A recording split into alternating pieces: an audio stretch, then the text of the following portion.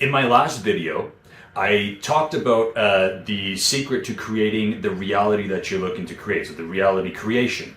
And it really boils down to a simple formula of having a clear intention and then just repeating it over and over and over and over again until your current present reality matches that intended goal reality that you're looking to achieve. It matches. So it matches it. And between that, between when you declare that what you're looking to do and you distinguish that, there is this metric of time. And time, and I talked about how that time between you and that goal that you're looking to achieve is going to be life's way of testing you. And so where we oftentimes fail, and where I have failed multiple times in achieving these goals, is that the decision that I made today, so that moment of declaration that I had about I'm no longer doing this, or I'm starting to make these videos and all that, the decision that I make today is not the same decision that I make tomorrow.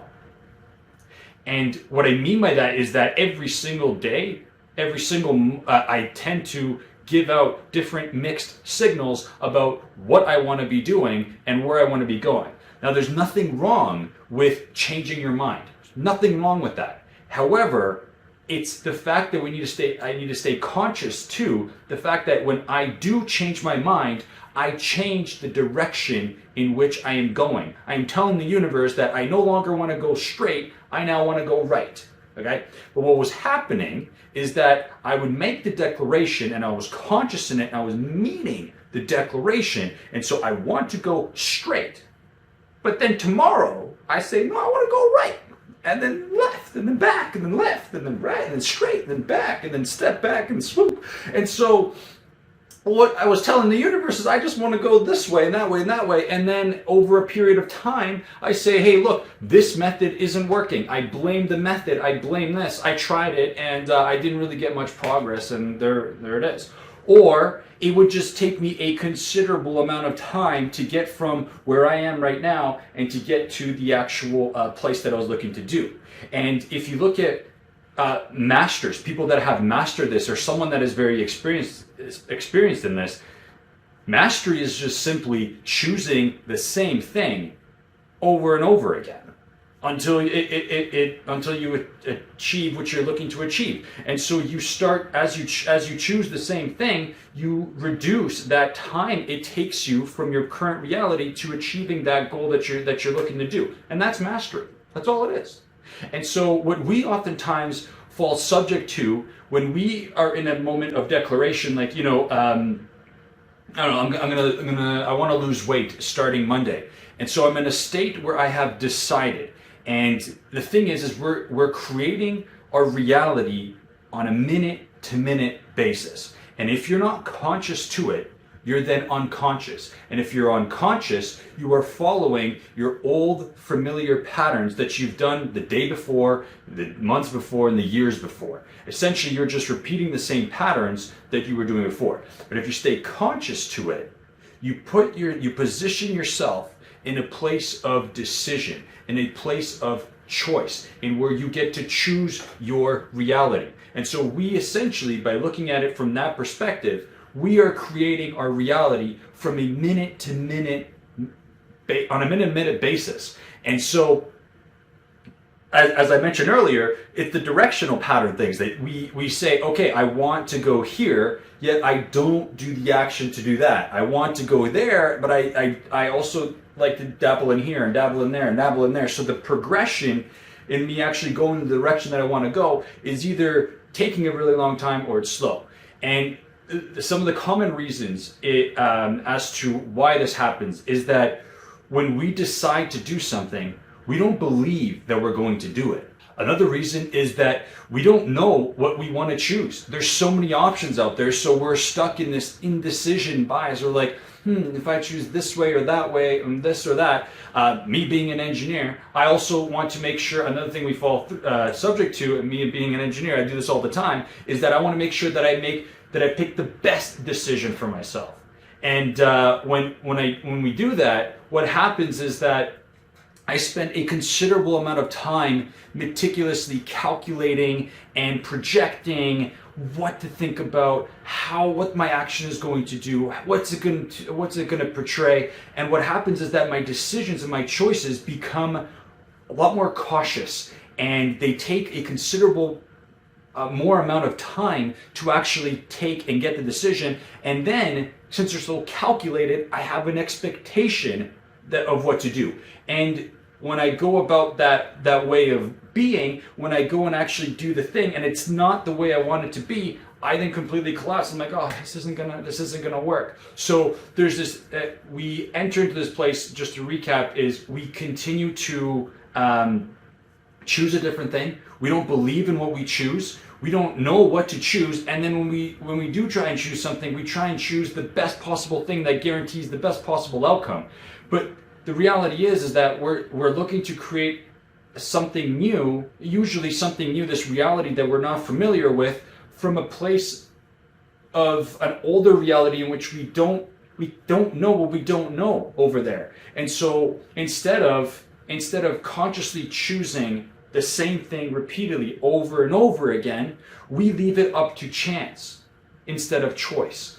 And a lot of personal development teachers and teachings and people that I've talked to and books that I've read, a lot of them talk about, put out your intention into the universe. And I fully agree with that. It is fantastic. But I think something that it's not capturing is that once you put out that intention, follow through with it and continue to choose that intention.